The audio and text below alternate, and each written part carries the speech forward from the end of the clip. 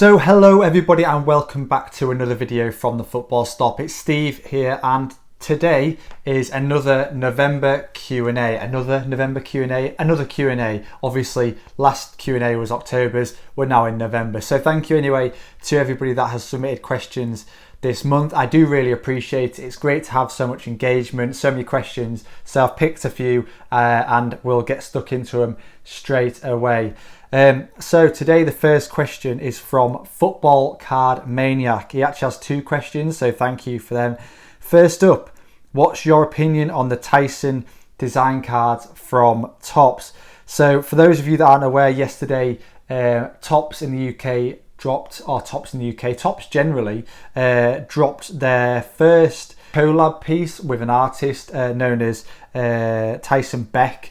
Tyson Beck is really well known for the artwork he's done in the Project 2020 collection, which is baseball cards. Really well known artist. And yeah, this is the first time that Topps have collaborated for a soccer card product. So yesterday they released the Marcus Rashford Match Attax collab, and it was limited to 100 cards. That was it, 100. You had to buy, I think it was 5 packets of limited edition Match Attax to qualify. Total cost of £10 in the UK, and they went pretty quick, very quick, like within a few minutes. So what's my opinion on them? I really like them. I managed to get one, thankfully, which I'm really grateful for. I'm sure if they drop again, I won't manage to get them every time. Positives for me are that they have clearly listened to the community in pulling off all the numbers and kind of making it a more visually appealing card to look at. And if you go check it out, in fact, I'll put it on the screen so you can see it. You'll see that the numbers are not all over the place. They're quite nicely condensed to one side, as opposed to normal Match Attax, which is kind of numbers all over the place. So I think that's a really positive. Obviously, they are listening to the community. There's two strands to it. I suppose there's the investment collector kind of side of things, which kind of focuses more on aesthetics, and then you've got your Match Attax collectors that are actually quite vocal in saying, well, only 100. That kind of lets down a lot of Match Attax collectors. I think the fact there's only 100 is brilliant, in my opinion. I can understand why for other people that's a real negative.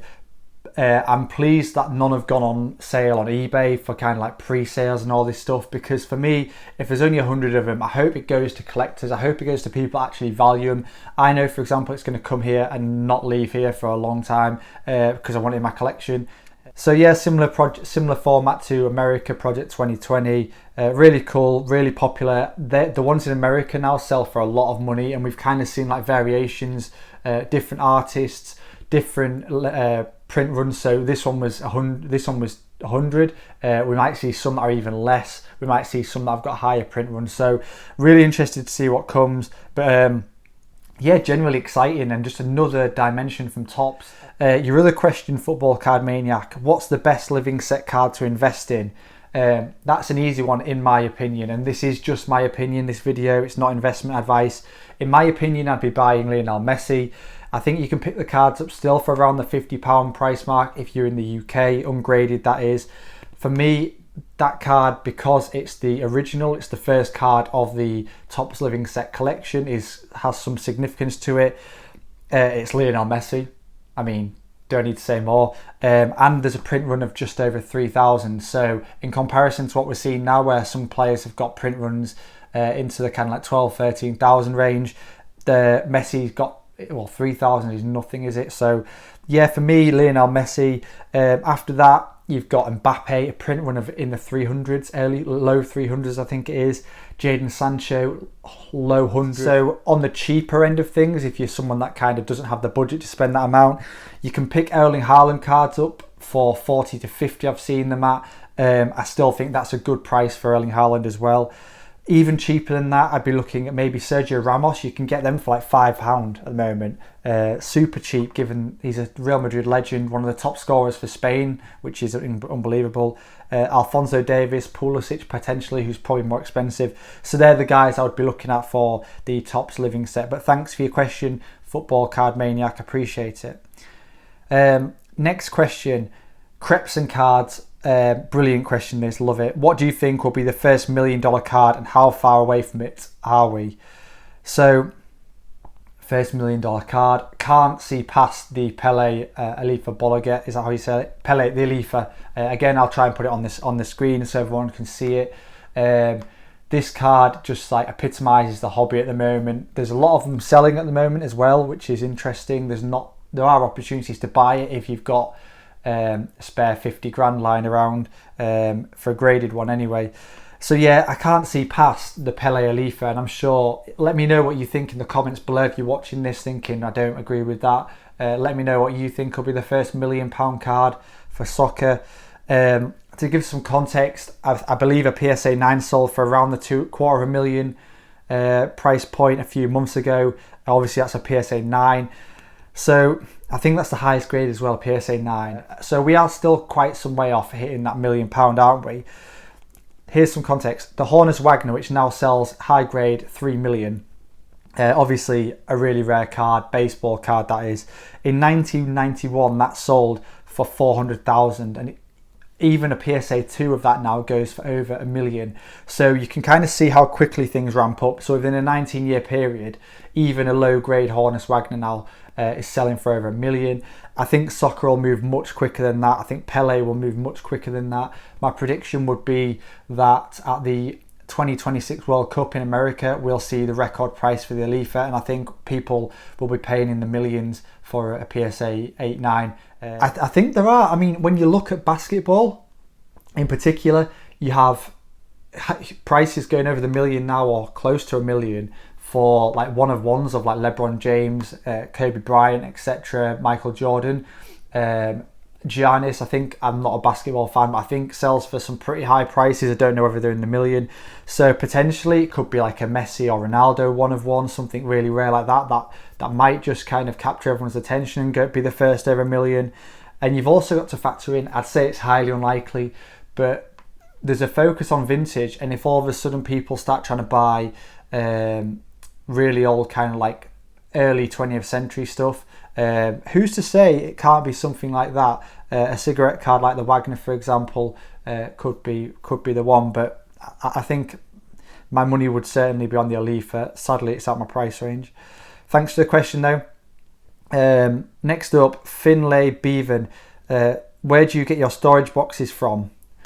Where do I get them from? That's the question. Nowhere at the moment, because nowhere has them that I'm aware of. So I presume, well, here you go. So I use these, the Ultra Pro boxes. These are plastic. They just fit top loaders really nicely. Obviously, a lot of people buy like the cardboard boxes to just put raw cards in. Like for me, they are just, it's expensive. I think putting money into card when everything's delivered in cardboard. So I literally make my own. Just get an Amazon box or something like that. Cut it out to shape, fit a top loader, and there you go, you're away. So that's what I use. They're really hard to get at the moment, the Ultra Pro boxes. But when I do buy them, I buy off eBay, to be honest with you. I don't, at the moment, go to a specific company in the UK, or sports card or card collectible company. If you're watching this and you've got one and you want to work something out, get in touch, because yeah, we can do. So yeah, thanks for the question. I hope that helps, but it's pretty difficult at the moment. There's a real shortage of stuff. Next question, Jojo James, is it? I think. Match Attax thoughts, question mark. That's very non-explanatory. Yeah, just all right. Done. No, I'm joking. So Match Attax thoughts. I mean, I've kind of touched on it a little bit with the release of the Tyson card, which was Match Attax. I am opening more packs of them. Where is it? I think I've got somewhere. There we are. There we go. There we are. I am kind of digging into Match Attax a little bit more out of interest. Obviously, the auto hunt made things really interesting in that you could buy a £1 pack and effectively pull a card that could sell for a few hundred, and that's what we're seeing now. So we have seen auto cards from Match Attax selling in the hundreds, which adds another dimension of interest. Given the price point of them, it's not a terrible move. I've heard people saying that they're expecting this kind of like nostalgic impact, almost like Pokemon-esque in 10 years time, whereby all these kids that collect Match Attax are going to come back and start buying the cards that they once had. and things do go around in circles, so maybe that'll happen.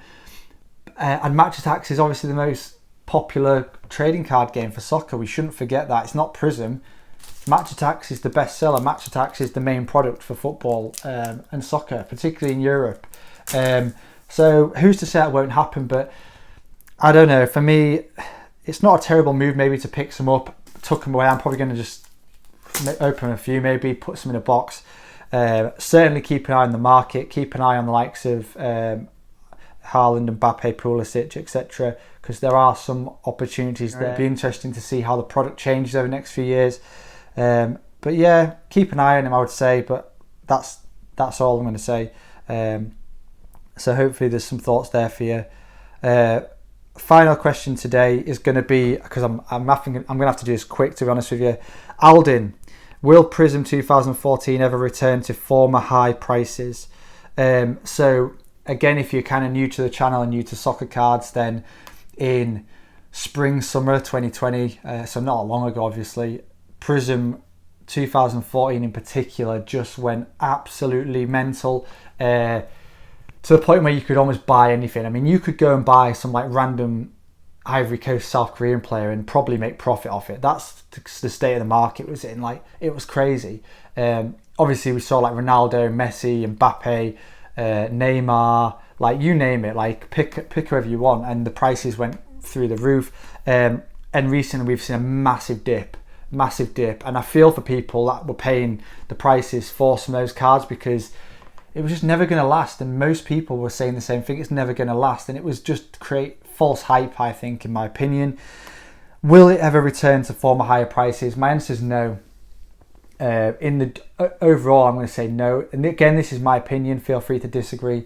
The reason being that in spring we had this perfect storm, and I've talked about this before. This perfect storm where we had coronavirus, whereby a vast majority of people globally were in lockdown and bored out of their minds, clearly. So what do people do? Behaviours, they look for things to do. And people that love football, that love soccer, there was no sport to watch on TV, so they start Googling soccer, football. What do they find? They find football and soccer cards. And this is part of the reason why the market's in such an influx at the moment. But I just think that's a one-off. Obviously, every time people get locked down again, I expect we'll see a spike. There's nothing to say it won't happen again. But it was just a perfect storm, wasn't it, basically, that created this. And then you had people jumping in. So yeah, you had people jumping in because they were bored. Then you had people jumping in because they love soccer and football and saw financial value in getting involved. You had content creators jumping in, telling people that this was the card to buy, creating a false hype. Everything just kind of created this like massive rise in interest and created the price points we saw. So I just don't think we're going to see that again. I think generally the people that came in for that, a lot of people have left. There's another section of people, I think, that have stayed in it, which is brilliant, but are now much more educated. There's more content creators out there now creating brilliant stuff. There's people out there that are sharing unbelievable collections and showing the diversity of portfolios people can have. Whereas in spring, people were literally like, well, I can buy Prism 2014 and that's the earliest thing I can buy. Completely unaware to the fact that there's a whole vintage realm that goes back 100 years and over. So for that reason, I can't see it. I'm sorry if you've bought a ton of Prism that 2014, I can't see it. Don't get me wrong, I still think there's some value. Ronaldo, Messi, the big names in that collection, I still think have huge potential. And I think we will see some cards exceed the peak that we did see earlier on in the year. And that's probably the likes of Ronaldo, Messi, Mbappe. I think because the releases are going to be every World Cup, similar to the sticker collection, or that's what we're imagining anyway, and with the Euros, people will start paying attention to first appearances within a Prism card or first appearances within a Prism collection, and that's what people will latch onto, if you like, and that's what will become valuable.